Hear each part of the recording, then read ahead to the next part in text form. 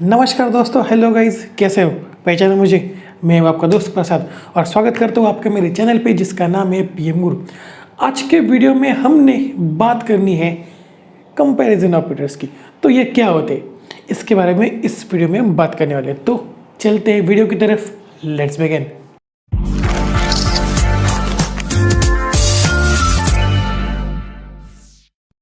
So guys, पहले बात करते हैं कंपैरिजन ऑपरेटर्स क्या होते हैं। देखो, अगर आपको दो वैल्यूज के बीच में कंपैरिजन करनी हो, राइट, मतलब कि उनमें से कौन सा बड़ा है कौन सा छोटा है, वो दोनों इक्वल टू है या नहीं, तो हम कंपैरिजन ऑपरेटर्स यूज़ करते हैं। तो इन ऑपरेटर्स को आप बचपन से यूज़ कर रहे हो मैथ्स में, right, greater than, less than और इक्वल टू, ग्रेटर देन और इक्वल टू, और इक्वल टू, राइट। ये सब ऑपरेटर्स आप बचपन से सीखते आ रहे हो, बट फिर भी मैं आपको इन्हें क्लियर कर देता हूँ। ओके, तो देखो, पहले हम बात करते हैं लेस देन की। तो देखो गाइस, यहाँ पे हम डायरेक्टली एग्जांपल देखेंगे। ओके, तो यहाँ पे मैं इन सब के लिए दो वेरिएबल्स तैयार कर देता हूँ। इंटीजर ए जिसमें वैल्यू होगी सपोज 4 और बी जिसमें वैल्यू होगी 2। ओके, तो पहले बात करते हैं लेस देन ऑपरेटर की। तो अगर मैंने ऐसा कर दिया सी आउट और उसके बाद मैंने कर दिया a is less than b, तो क्या होगा? पहले तो a is less than b है, 4 इज लेस देन 2 है, बिल्कुल नहीं, तो इसका आंसर होगा फॉल्स, राइट। बट जब आप सी आउट करते हो तो आउटपुट स्क्रीन पे हमें 1 और 0 मिलता है, मतलब कि अगर फॉल्स है तो आपको 0 मिलेगा। तो आप बात करते हैं ग्रेटर देन साइन की, तो इसका भी एग्जाम्पल सेम है, सी आउट और अगर मैंने कर दिया a is greater then b, तो क्या ये कंडीशन सेटिस्फाई होती है? बिल्कुल होती है। 4 इज ग्रेटर देन 2, राइट। तो यहाँ पे इसका आंसर आ जाएगा ट्रू। ये कंडीशन सेटिस्फाई होती है तो हम ट्रू लेंगे, अगर ये कंडीशन सेटिस्फाई नहीं होती तो फॉल्स होगा, राइट। तो ट्रू होगा और यहाँ पे सी आउट है तो इसलिए आउटपुट स्क्रीन पे 1 प्रिंट होगा। क्लियर चीज़ है। तो अब बात करते हैं ग्रेटर देन और इक्वल टू की, सॉरी, लेस देन और इक्वल टू की। तो यहाँ पे भी same, see out a is less than और इक्वल टू b, मतलब कि a b से छोटा है या फिर इक्वल टू है, राइट। तो इसके बारे में बात करते हैं। तो देखो यहाँ पे क्या है, a इज लेस देन और इक्वल टू 2, बिल्कुल नहीं, ये ग्रेटर देन और इक्वल टू 2 है, राइट। मतलब कि a b से बड़ा है, इक्वल टू भी नहीं है और छोटा भी नहीं है, राइट।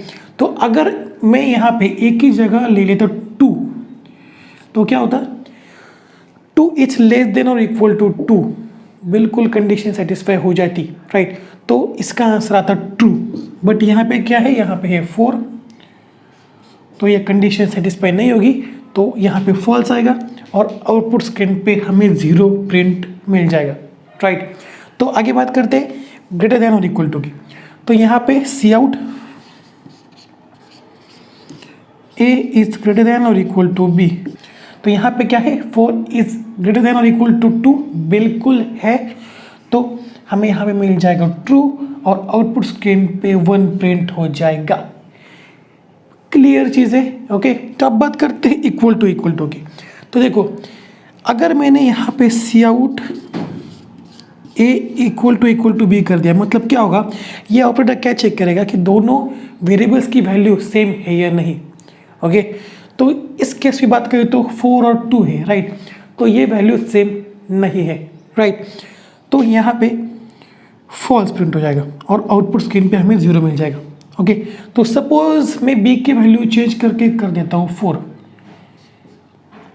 तो क्या होता, a इक्वल टू b होता, मतलब कि दोनों की वैल्यू सेम है 4 4, तो हमें यहाँ पे मिल जाता ट्रू और आउटपुट स्क्रीन पे हमें मिल जाता 1।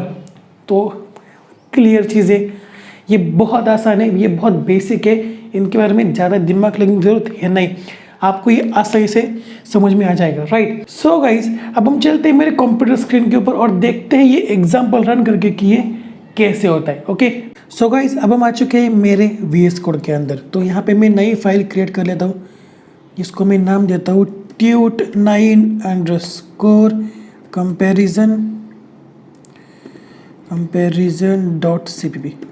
ओके, क्योंकि इस वीडियो में हम कंपैरिजन ऑपरेटर्स के बारे में बात करने वाले। तो यहाँ पे मैं बेसिक चीज़ें पहले डाल देता हूँ, हैश इंक्लूड उसके बाद IO स्ट्रीम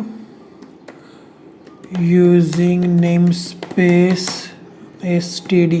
ओके, उसके बाद इंटीजर मेन, उसके बाद रिटर्न 0। ओके, तो इस वीडियो में हम बात करने वाले हैं कंपैरिजन ऑपरेटर्स की।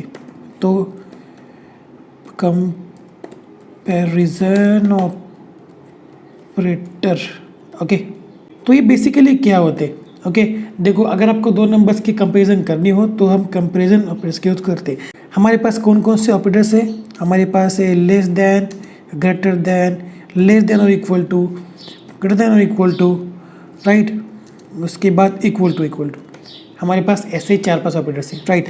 तो उसके बाद हम क्या करेंगे, एग्जांपल देखेंगे। ओके, तो यहाँ पे मैं 2 वेरिएबल्स तैयार कर लेता हूँ, इंटीजर a जिसमें वैल्यू होगी 5 और इंटीजर b जिसमें वैल्यू होगी सपोज 2।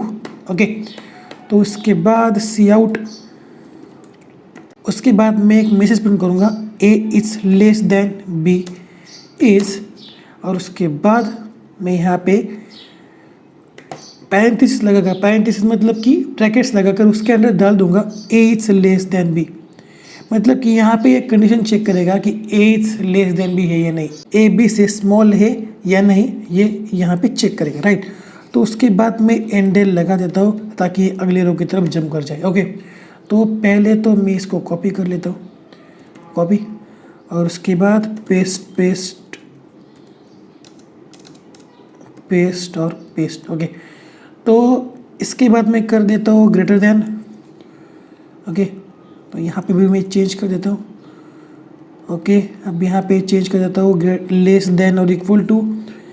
ओके, तो यहाँ पे लेस देन और इक्वल टू, तो यहाँ पे मैं कर देता हूँ ग्रेटर देन और इक्वल टू, ग्रेटर देन और इक्वल टू। यहाँ पे भी मैं चेंज कर देता हूँ ग्रेटर देन और इक्वल टू। ओके, और यहाँ पे मैं कर देता हूँ इक्वल टू, राइट। अब क्या होगा देखते हैं। ये सब चीज़ें हमने व्हाइट बोर्ड पे पहले ही देख रखी है, तो मैं इनको एक्सप्लेन यहाँ पे नहीं करने वाला। तो डायरेक्टली हम इसे सेव करते हैं और रन करते हैं। तो सेव हम कैसे करते हैं, कंट्रोल और एस दबाकर सेव कर लिया और उसके बाद रन। तो देखो यहाँ पे हमारा प्रोग्राम एग्जीक्यूट हो चुका है। तो देखो a is less then b, क्या ये a is less then b है? 5 इज लेस देन 2 है? नहीं, तो कंडीशन फॉल्स है, तो यहाँ पे हमें 0 मिल गया। ओके, तो उसके बाद a is greater then b, बिल्कुल है। 5 इज ग्रेटर देन 2, बिल्कुल, तो यहाँ पे 1 प्रिंट हो गए, मतलब कि ये ट्रू है, राइट। तो उसके बाद a इज लेस देन और इक्वल टू b, बिल्कुल नहीं, 5 2 से बड़ा होता है, छोटा या इक्वल टू नहीं, राइट। तो यहाँ पे आ गया है 0, राइट। उसके बाद a इज ग्रेटर देन और equal to b, a b से बड़ा है या फिर इक्वल टू है?